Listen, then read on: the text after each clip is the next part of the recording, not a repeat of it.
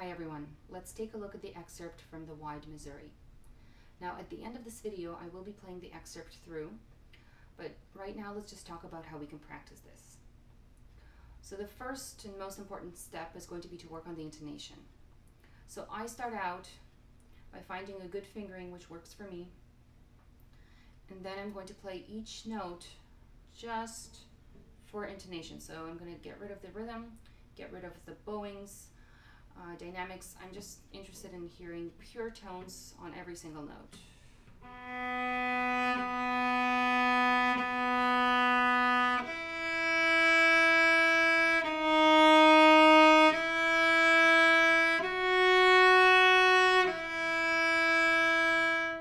And now you can use some techniques here, for instance, double stops when you have string crossings, or using an open string to tune another note to. You can also use a tuner, use a drone. There are various techniques here that we can employ, but the bottom line is make sure you get every single note really, really well in tune before you move on to the next step. Now the next step for me is going to be to put in some of the bowings, or rather all of the bowings, to put in the rhythm and to start to think about the dynamics. So kind of now want to give this shape. I'm still staying under tempo. Now I'm paying attention. Okay, so I'm starting mezzo forte. I need to get to a forte. So start a little bit less bow at the beginning. A little more bow, a little more bow, and then I can arrive forte.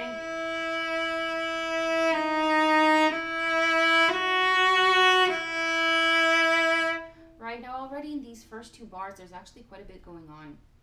So I have a mezzo forte, crescendo to forte, and then I have another crescendo. And this can be a little bit tricky because we get to this forte and we think, okay, we've arrived, right? This is the loud part. But you actually have to push more, and you're on a down bow. So to do this well, we're going to use bow speed and bow distribution. And when you start that forte, don't move your bow too fast too soon, because otherwise you're not going to be able to give that push for the crescendo. So when I play it, I actually start with a slower bow, and then increase the bow speed at the end.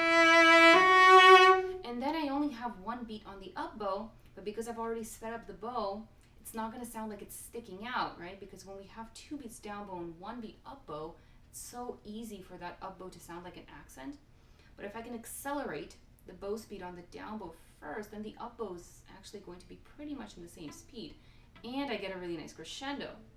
So I'll start from the beginning. Again, I'm going to start in the middle of the bow, small for the first note, a little bit more, and then a little bit more for the last one, so I can actually get to the frog and the forte.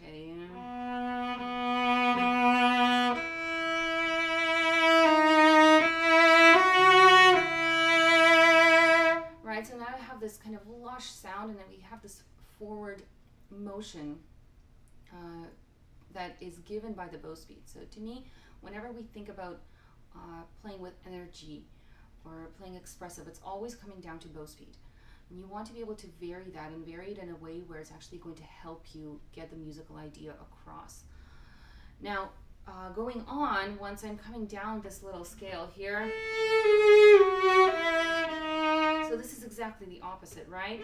So I'm arriving forte, and this is the fullest I'm going to be, and I'm going on a down bow, so the bow naturally wants to get softer, so just let it.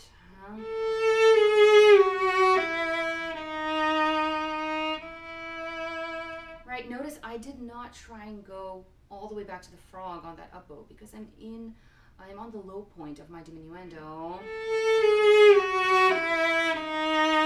then here, now again, increase for the crescendo.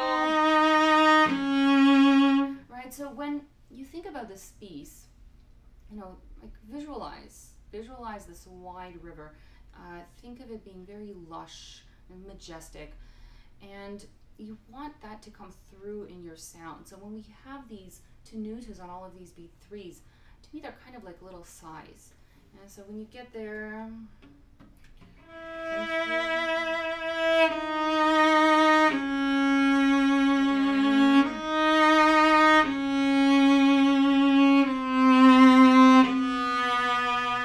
right? So think of each one as this kind of heavy sighing. And then coming into the last one of these, you might notice in my video, I hook this into one bow. So it's not marked, but when we get the mezzo piano measure, this is the measure before the last on the second line. I actually put this in one bow to help the mezzo piano and diminuendo here. Stay soft. Basically melt away, disappear. There's a poco rallentando here. I suggest you subdivide when you do it. It cannot be too big. So if you start to count with ands, here, that's actually going to be your down bow. Have 1 and 2 and 1 and 2 and 3 and 4 and.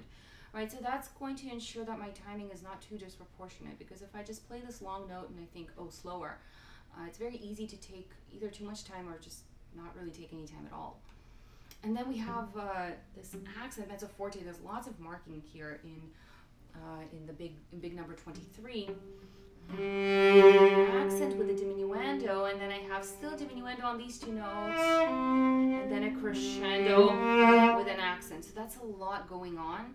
You really want to dissect this kind of note by note, just one thing at a time, right? I have a accent, diminuendo, key, diminuendoing, and then crescendo, accent, and I do this on an up bow, decay, and then to do this diminuendo, notice I take my bow up towards the fingerboard, so I start kind of here, 2, let it just disappear, and then the opposite on the last note, slower bow, and then a little increase of the bow speed as I also move my bow towards the bridge. Alright, so really the main thing in this piece, once you master the intonation, is going to be just these dynamics and the overall sound quality. So I want you to think really lush, beautiful, vibrate every single note.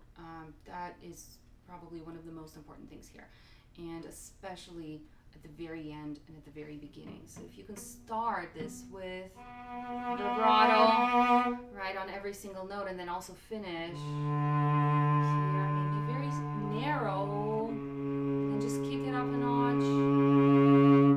And when you take the bow off the string, just keep vibrating and keep that resonance going, and it's really going to help shape this piece.